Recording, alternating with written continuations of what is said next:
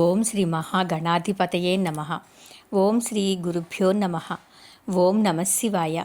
మార్కండేయ పురాణంలో సృష్టి వివరణ గురించి తెలుసుకుందాము. ఉదకమునకు నారంబని పేరు.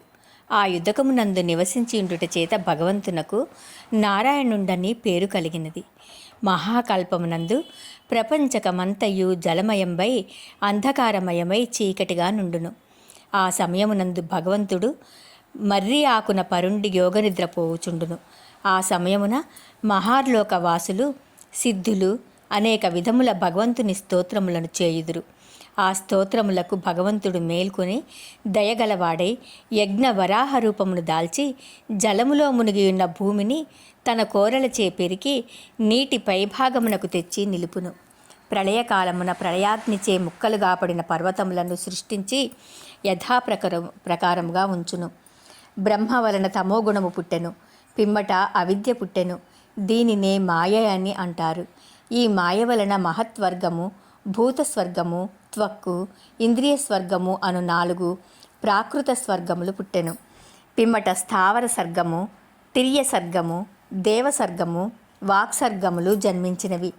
వీటిని వికారిక సర్గంబులని పిలువబడెను. ఇవి కాక కౌమార సర్గమనునది పుట్టెను. ఈ విధంబుగా బ్రహ్మ సృష్టి అంతయు 9 విధములుగా ప్రవర్తిల్లుచున్నది. బ్రహ్మదేహము నుండి తమో గుణము గల బ్రహ్మము పుట్టినవి. జగనము నుండి అశరీరమును వదిలెను. వేరు రూపమున సత్వగుణముగా పుట్టెను. ఇక్కడ కొంచెము అచ్చులేమి పడలేదండి, అందుకని కొంచెము ఒక 2 లైన్లు పాస్ చేస్తున్నాను. అంతటా ముఖము నుండి దేవతలు పుట్టిరి. బ్రహ్మముఖము నుండి ఆ శరీరమును వదిలెను. అది పగలు అయ్యెను. అటు తర్వాత సత్వగుణ ప్రధానముగా గల వేరొక రూపము పొందెను. పితృదేవతలు పుట్టిరి. ఆ శరీరము సంధ్యాకాలమయ్యెను. అంతటా రజోగుణము గల శరీరము ధరించెను. దాని వలన మానవులు పుట్టిరి. ఆ శరీరము వెన్నెల కాలమయ్యెను. కాబట్టి అసురులకు రాత్రి అందును, మానవులకు ప్రాతకాలమునందును శత్రు సంహారమునకు తగిన కాలమయ్యున్నది. బ్రహ్మ సర్వావయవముల నుండి యక్ష, కిన్నెర, గంధర్వ, అప్సరాదులు, పశు, పక్షి, మృగాదులు, ఓషధులు, లతలు మొదలుగునవి సకల చరాచరంబులను పుట్టినవి. బ్రహ్మ ముఖమున గాయత్రి, ఛందస్సు, ఋగ్వేదము, త్రివృత్తు, రథంతర, సామము, యజ్ఞము మొదలుగునవి. దక్షిణ ముఖమున త్రిష్ణువు, ఛందస్సు, పంచదళ స్తోమము, యజస్సు పుట్టాయి. పశ్చిమ ముఖమున సకల బృహత్ సామము, ఛందస్సు, సప్తదశ స్తోమము, సామంబులు, జగతీ ఛందస్సు. ఉత్తర ముఖమున పై రూపము మొదలుగున్నవి పుట్టెను. అనుష్టు 21 అధర్వణంబులు, ఆప్తోర్యాలు, ఛందంబులను, వైరాజము మొదలుగునవి పుట్టెను. కావున బ్రహ్మ శరీరము నుండియే సకల స్థూల సూక్ష్మ స్థావర జంగమంబులను, ఆచరణీయ నిషేధంబులను పుట్టినవి. పూర్వకల్పంబు వలనే సౌమ్య, కాఠిన్య గుణానువర్తనంబులై వ్యవహరింపబడును. ఈ విధముగా ప్రతి కల్పమునందును ప్రవర్తిల్లుచుండును. ఇక మానవులు యుగధర్మముల గురించి తెలుసుకుందాము. మానవ స్వర్గ వివరణంబును వర్ణాశ్రమ ధర్మంబులను చెప్పుచున్నాను వినుము. ఓ క్రోష్టికి, బ్రహ్మ యొక్క సకల అవయవముల నుండి కొన్ని వేల దంపతులు పుట్టిరి.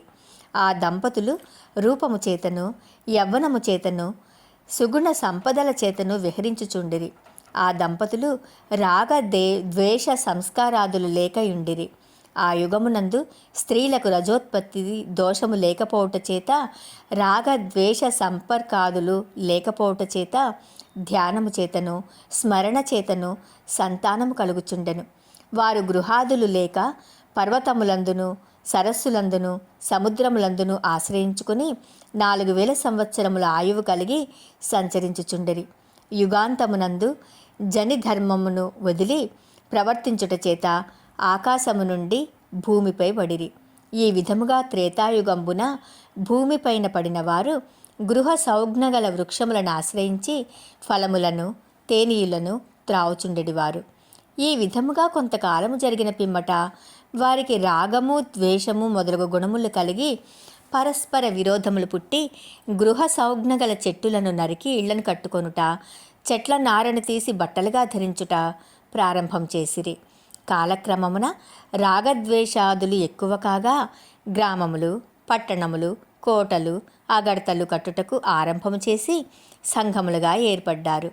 వేదాదులను శాస్త్రములను చదువుచు గ్రామ దేశ క్షేమమునకున్నో, మృగాది దుర్మార్గుల వలన బాధ కలుగకుండుటకున్నో, వర్షములు కురియుటకు దేవతలను, పంచభూతములను ఆరాధించు వారికి బ్రాహ్మణులనియు, గ్రామ దేశములకు శత్రువుల వలన దుష్ట మృగాదుల వలన బాధ కలుగకుండునట్ల ధనుర్వేదమును అభ్యసించి బాణాది సాధనములు ధరించి ప్రజలను రక్షించుచుండేవారిని క్షత్రియులనియు, ప్రజలకు కావలసిన ఆహార పదార్థములను ఇతర తావుల నుండి తెచ్చి వర్తకము చేయువారికి వైశ్యులనియు, వ్యాపారులనియు, సార్ధవాహులనియు, భూమిని సాగు చేసి తగిన పంటలను పండించుటకు భూమిని దున్ని కావలసిన ఆహార పదార్థములను పండించి పరిపాలనా సౌఖ్యమునకు పండిన పంటలో అర్ధ భాగము రాజునకు ఇచ్చుచు బ్రాహ్మణ, క్షత్రియ, వైశ్యులను సేవించుచు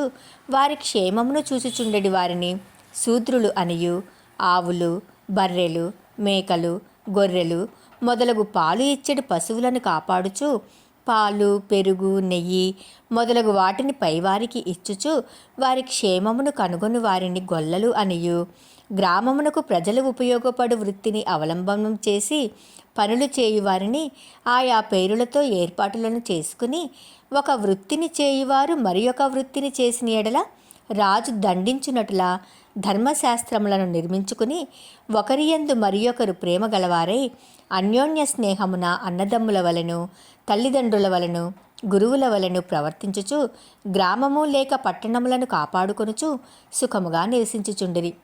యోజన ప్రమాణములను ఈ విధముగా ఏర్పరచుకొనిరి. 8 యవగింజలు గర్భంబు గలవుతావు, 1 అంగుళము, 12 అంగుళములు గల జాన, 2 జానల మూర, 4 మూరలు దండము, 1000 దండములు 1 మైలు, 2000 దండములు క్రోసు, 2 క్రోసులు గవ్యూతి, 2 గవ్యూతులు దూరము యోజనము. ఈ ప్రకారముగా ఏర్పరచుకున్నారు. ఈ కాలమునందే స్త్రీలకు రజోదర్శనము ఏర్పడి వర్షములు కురియుటకు ప్రారంభమయ్యెను.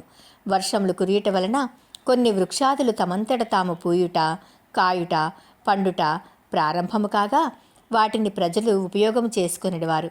ఈ విధముగా రాగద్వేషాదులు హెచ్చుకాగా వర్షములు కురవక వృక్షాదులు నశించినవి. ఆ సమయమునందు ప్రజలు భయపడి చింతగలవారై బ్రహ్మను కూర్చి తపంబు చేసిరి. బ్రహ్మ ప్రత్యక్షమై బీజములను ఉత్పత్తి చేసెను. వాటి భూమిని దున్ని విత్తనములు చల్లుట చేత వర్ష సహాయమున పంటలు పండుటకు ఏర్పాటు చేసి అదృశ్యుడయ్యెను. అప్పుడు గోధుమలు అనగా మొదలగు 17 విధములకు ధాన్యములు పండుటకు ప్రారంభించెను. వీటిని గ్రామవోషధులని పిలువబడుచుండెను. స్త్రీలు రజస్సులగుట, స్త్రీ పురుష సంయోగము, సంతానము కలుగుట ప్రారంభమయ్యెను. ఈ యుగమునందే బ్రహ్మ తన అంగముల నుండి పుట్టిన వారిని బ్రాహ్మణులని, క్షత్రియులని, వైశ్యులని, శూద్రులని విభజించి వారికి వైదిక కర్మాచరణము, యుద్ధము, వ్యాపారము, వ్యవసాయము మొదలగు వృత్తులని నిర్ణయించెను. బ్రహ్మ నిర్ణయించిన ధర్మములను తప్పకుండా ప్రవర్తించడి వారికి బ్రహ్మలోకము, స్వర్గలోకము, వాయులోకము, గంధర్వలోకము కలుగుచుండెను. నిజ ధర్మము తప్పని బ్రహ్మచారికి ఋషుల స్థానము, గృహస్థునకు బ్రహ్మలోకము, వనవాసికి సప్త ఋషి స్థానము, సన్యాసికి బ్రహ్మపదము, యోగికి ముక్తి కలుగుచుండెను. ఓం నమః శివాయ.